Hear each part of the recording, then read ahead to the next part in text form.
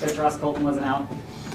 Yeah, him and Woody. Well, obviously, Colt's got dinged up at the in the middle of that game, so trying to give him some time to heal. So try to get him ready for tomorrow night. Woody, kind of same thing. He got dinged up in the game as well, so day off's probably better suited for them to get ready for tomorrow. So they'll both those guys likely try it in the morning, and then we'll get information if they can go. So I was just going to say, neither of those you guys think are long term? No, we're hoping both for tomorrow. Yeah. So no guarantees. And then Lucky's back out there in a regular jersey skating with the first power play unit. Is he looking like he's almost ready? Well, we hope so. He's got that evaluation Tuesday, and then we'll get word. He's in the regular jersey just because he won't put on red anymore. So, but to me that tells you a lot. It tells you that he's feeling like he's trying to gear up to get ready to go, and if he gets the okay, at least once we see him, we'll have a date for his return. I'm hoping. Have you talked to Val now that you guys are back in town? I haven't talked to him since we just got back. Okay. I talked to him right before we left, though. No change with him. He's on his own until we get clearance that he can join the team. So I don't know what that timeline looks like yet, but we'll let you know as soon as we hear something. Kiviranta has been contributing. He's getting more ice time. He's averaging like 2 more minutes of ice time over last year.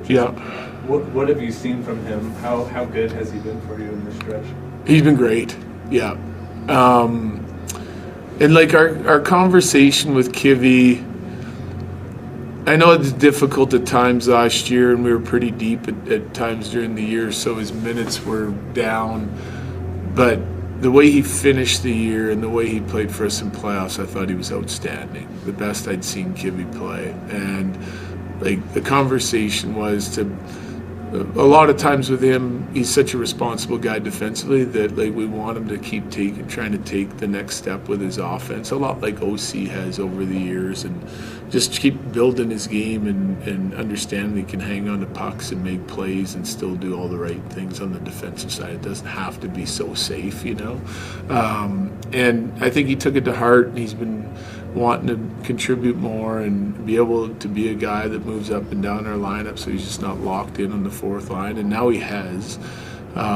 And part of the ice time that he's getting is out of necessity with some of the guys that are out of the lineup, but he's made the most of his minutes, and he's finding a way to contribute, not just because he scored a few goals, but he just has the puck more and he's making more plays. He seems to be playing confident, but yet his defensive side of the game is probably even better than it was last year. So really consistent, prepared to play every night, and it's the type of guys you need.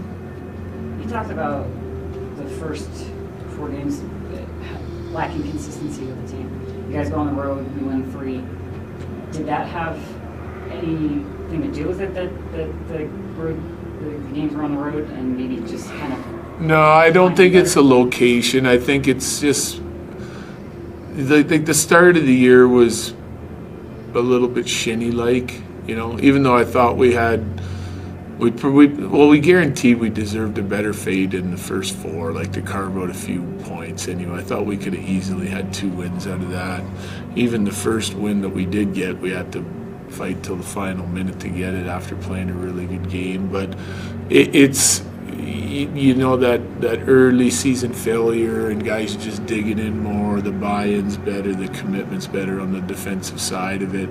I think you get a wake-up call that you realize that you're going to have to play harder and play better and be more detailed than what you were in the first handful of games if you want to give yourself the best chance at success. And that was the message that I think they all understood. It started with our top guys, and then it would trickle through our lineup, and they've done a great job leading it, right? Ever since Cale kind of said that he would, you know, he had the bad game, and I think Mac felt the same prior to that in one of his games, and they really have dug in on the defensive side of it, and now you can tell our breakdowns are getting fewer and farther between, and then teams still have to work to create a good scoring chance. We're just not handing up or serving up, you know, grade A scoring chances on a regular basis.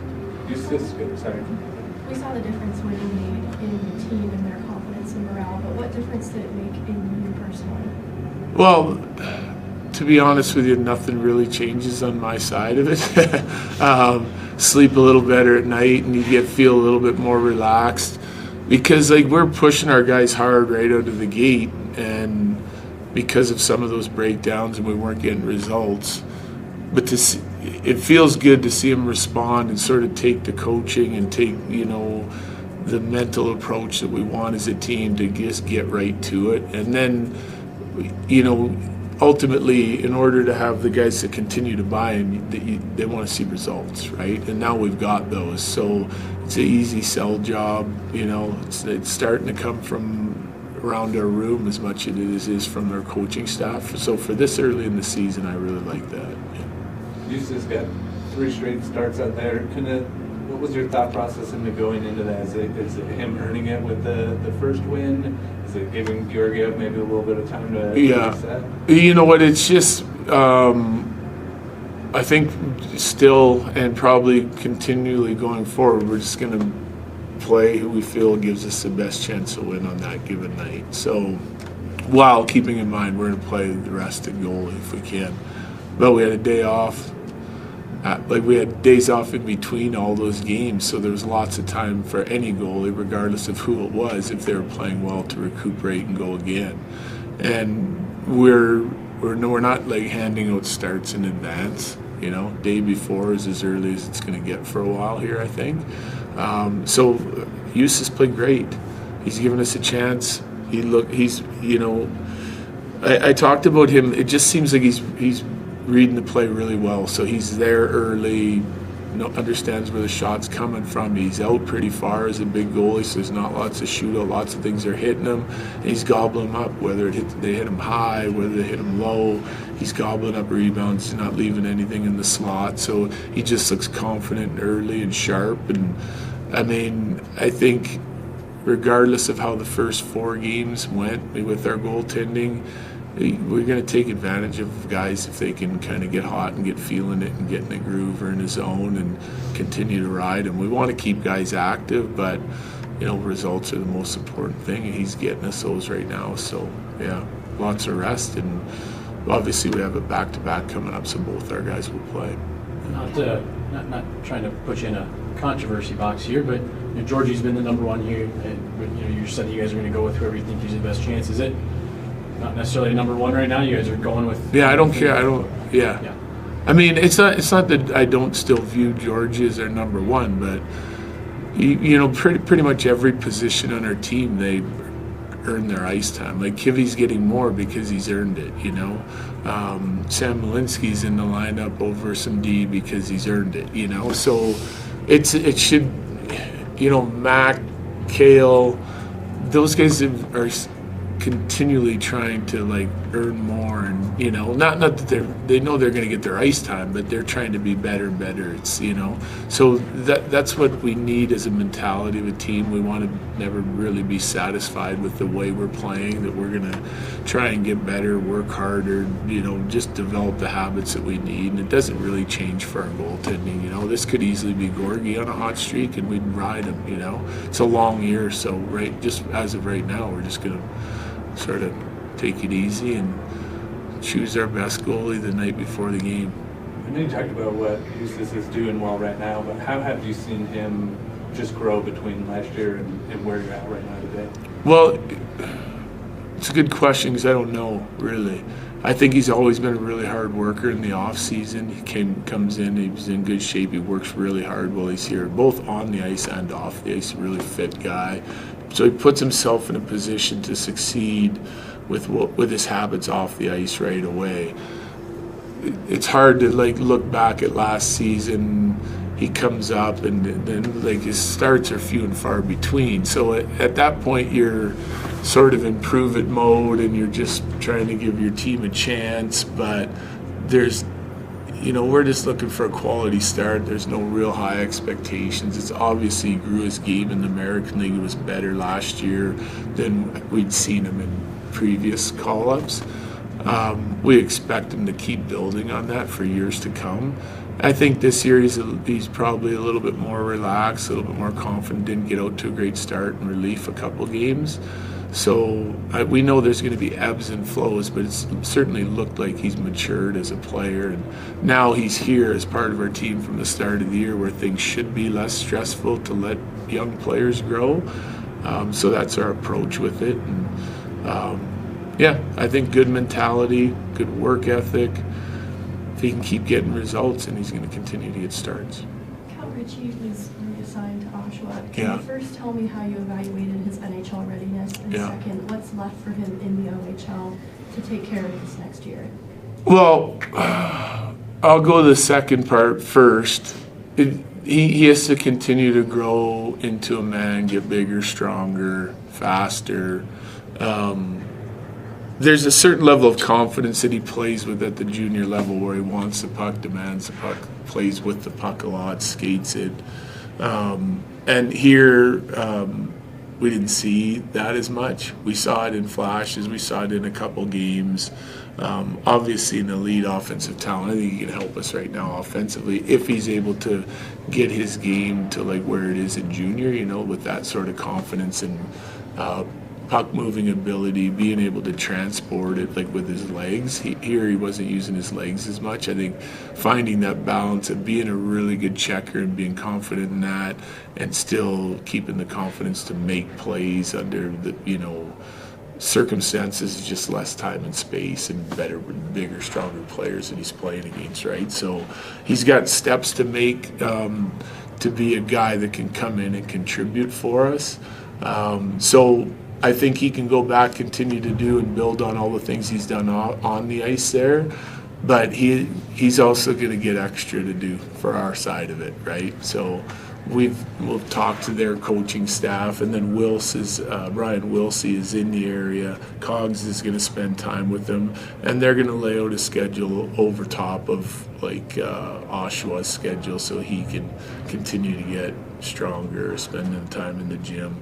And what happens with offensive, highly offensive players like Rich in the OHL is, the coaches just keep rolling them out there because they want to win and they're so good, and you can forget about other habits. So now he's been here and he knows not only what he wants to do there on the offensive side of it, but he can also pay attention to a lot of the things that he knows he's going to need to improve here in order to play for us. So that's what our guys will do. We'll remind him of that and what some of the important things are along the way, because it's a long year and you can easily forget when you get caught up in your season. Finish the court. I read yesterday that Scott Arneal had reached out to you, or at least he said to the Avalanche staff, I'm guessing it was you, after he got the job in Winnipeg. I know in college football that's a thing where coaching staffs will meet up in the offseason and share X's and O's stuff. I just wonder how often does that happen in the NHL, and what was that like? It doesn't happen as often in the NHL, even though I think coaches bounce. I'm guessing most guys have a little bit smaller inner circle on who they share things with. I didn't talk to Scott, but I know that he's talked to Pratt. They cross paths in Columbus too, Pratt and him. And Ray talks to people about watch our team, coaches that are still coaching and coaches that are coaching in other leagues, or some guys that are retired. I do the same. I shared some ideas we shared ideas with each other, like Carberry and Warsofsky, a couple guys that I know real well that are now coaching in the league. And we don't just sort of talk about me with our team, but just around the league, what we're seeing, share some drills here and there and whatnot. But I think you got to have people that you can lean on that are in the business and that will shoot you straight, when they're evaluating your team and you're evaluating theirs, and things that you think you could work on, or talk about ideas on how to beat certain coverages and certain pressures, or how they have success against certain teams that we struggle with. So I think it's good to share some of those ideas. You might pick up an idea here or there. Lots of it will be repetitive, but sometimes you can get ideas, might take your train of thought someplace else to help you get out of some problems. Those are, you named two younger guys. Yeah. The older guy that you have. Yeah, I've got some older guys I talk to too. Who was you for, whenever you came in with? Yeah, I've talked to lots of guys. I mean, I coached under Hitch. Like when I was in the American League, the NHL coach, I had Hitch for a while in St. Louis. Ray talks to Hitch quite a bit. I've talked to Coop in the past. There's certain guys. Glenn Gulletson in Edmonton runs their power play. I coached against him for a long time. So we've talked hockey over the years as well. But yeah, Jim Playfair, who I coached with in the American League, was running and coaching D and penalty kills for years in the NHL. Still talk to him quite a bit.